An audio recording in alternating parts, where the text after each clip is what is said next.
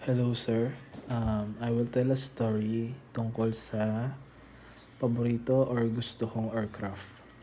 Ang gusto kong aircraft is yung Airbus A380.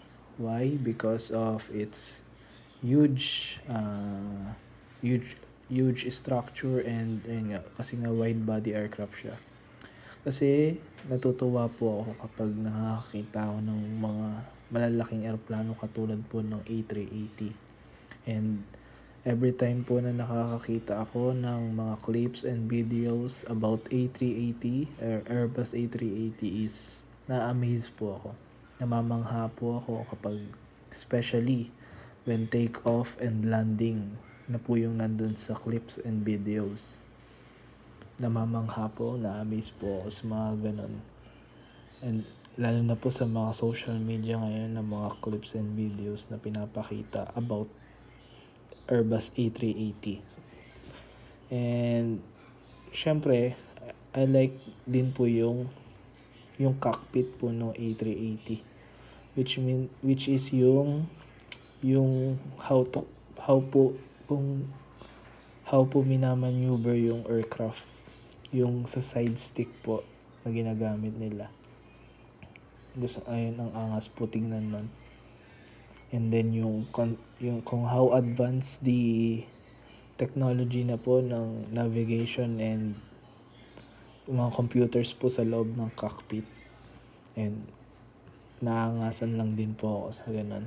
Ang ganda po tingnan. Lalo na po yung mga lalo na po yung mga airlines na may A380 like Emirates and Qatar, Singapore, and mga gaganda po ng mga A380 nila. And here are some of its features and configurations po. Sa size naman po, may wingspan siya na 80 meters or 262 feet, which is wider than a football field and is 73 meters long or 242 feet long. And meron po siyang double deck design and allows for a spacious cabin. Ayan, ganun po siya kalaki. And typically meron po siyang seats between 525 to 850 plus passengers. And nakadepende rin po yun sa configuration. And sa comfort naman po sa passengers, especially consistently praise the A380 for its quiet and comfortable cabin due to its advanced engines and design features. And sa range naman po, ayun nga po, yung the A380 certified to accommodate a staggering maximum of 800 plus passengers in a single class layout. And yung typical range naman po niya is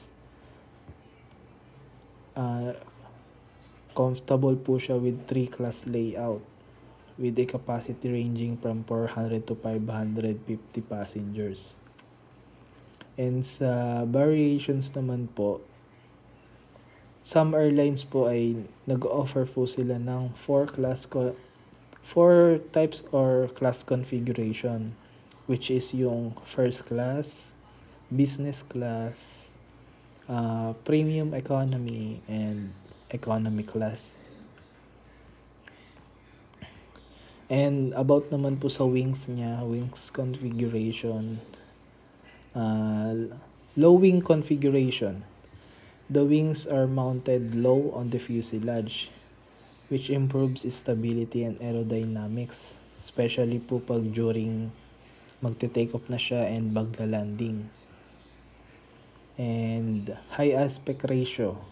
The wings have a large span and narrow chord, meaning they are longer and thinner than typical wings for its size. And the design contributes to lift generation and improves fuel efficiency. Lalo na po sa mga long haul flights kasi yung mga ganyang klase ng aircraft, mga wide body aircraft ay malalayo po yung destinations niyan. Kumbaga parang coast to coast. And then, tail. Conventional single vertical stabilizer and horizontal stabilizers. Ayun po, the A380 employs a single and large vertical stabilizer at the rear of the fuselage, which provides a directional stability and control. While the horizontal stabilizers, it has two horizontal stabilizers positioned on the tail, one mounted high on the vertical stabilizers and another lower on the fuselage. These surfaces control the aircraft's pitch, allowing for adjustments to the angle of climb or descent. And the Airbus A380 specifications naman po, or yung speed nila, maximum speed po while cruising, umaabot po siya ng Mach 0.85, which translates to approximately 903 kilometers per hour or 561 miles per hour.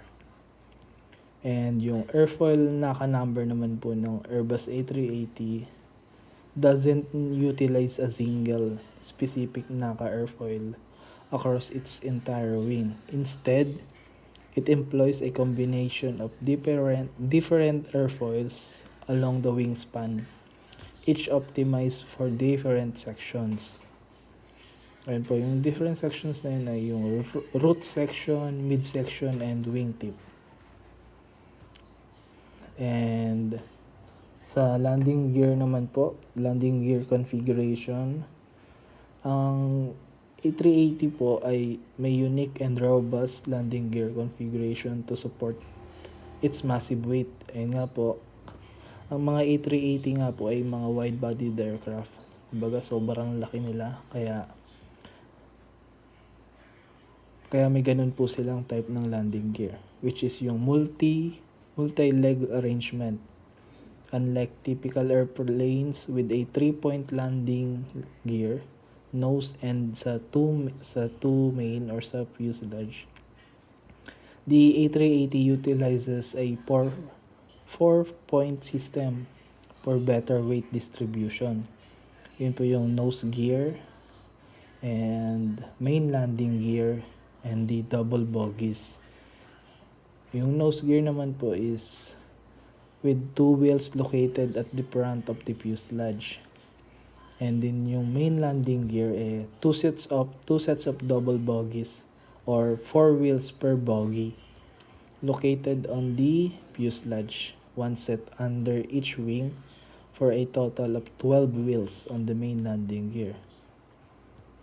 And the payload capacity naman po ng A380. The A380 offers an impressive payload capacity, allowing it to carry a significant amount of cargo. The maximum payload capacity ng A380 has a maximum payload capacity of 56 tons or 123,450 pounds. And yung cargo volume niya ay nagtatranslates to cargo hold volume of approximately 1,400 cubic meters or 49,440 cubic feet, offering ample space for various cargo types. And that's all po for aircraft na gusto ko, which is yung Airbus A380. Yun lamang po. Thank you po.